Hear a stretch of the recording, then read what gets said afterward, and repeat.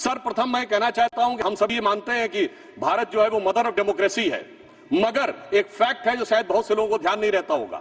अगर आप पूरी दुनिया का नक्शा देखें तो ईस्टर्न यूरोप से लेके आप जापान तक चले जाइए तो केवल 3 ही डेमोक्रेसी हैं, भारत, जापान और ऑस्ट्रेलिया। और जापान एक कॉन्स्टिट्यूशनल मोनार्की है, Australia is practically an extension of Europe. तो इस पूरे पूर्वी गोलार्ध में यदि एकमेव absolute vibrant and consistent democracy है तो वो सिर्फ भारत है।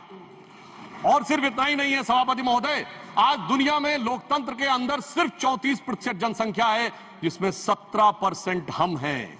अर्थात अगर दुनिया में लोकतंत्र है तो उसका सबसे बड़ा स्तंभ आज आधुनिक युग में भी भारत ही है। और इसका आधार कई बार हमारे गुलामी की मानसिकता के प्रभाव से हर चीज का आधार विदेश में ढूंढने का प्रयास करते हैं, और मैं बताना चाहता हूं उसका सबसे बड़ा आधार भारत की धर्म और संस्कृति है। इसके लिए मैं कोट करना चाहता हूं फ्रीडम हाउस की रिपोर्ट, जिसको ये लोग बहुत महत्व देते हैं।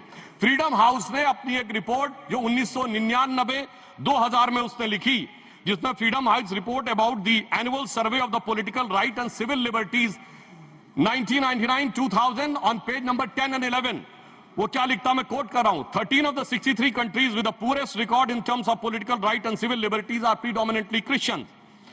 There is a strong correlation, sir इस पे ध्यान देने की आवश्यकता है, there is a strong correlation between the electoral democracy and Hinduism, and significant number of free and countries which belong to the Buddhist community. और आगे वो लिखता है, sir, the Islamic world remains the most resistant to the spirit of democracy and civil rights.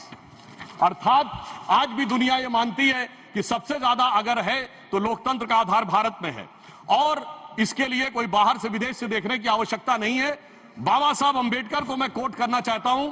बाबा साहब अंबेडकर ने कहा, और कौन सी किताब जिसको ये लोग बहुत ध्यान देते हैं, annihilation of caste, page number 234 पे उन्होंने कहा, I am told that such religious principles as will be in the commencements of the liberty, equality and fraternity. It may not be necessary for you to look for foreign sources, and that you can draw such principles from Upanishads. Sir, ये ध्यान देने की आवश्यकता है। बाबा साहब अंबेडकर ने कहा कि समानता, बंधुता और स्वतंत्रता के सिद्धांत के लिए पश्चिम में देखने की आवश्यकता नहीं है, वो उपनिषदों में दिखाई पड़ेगा। मगर क्या बताएं सभापति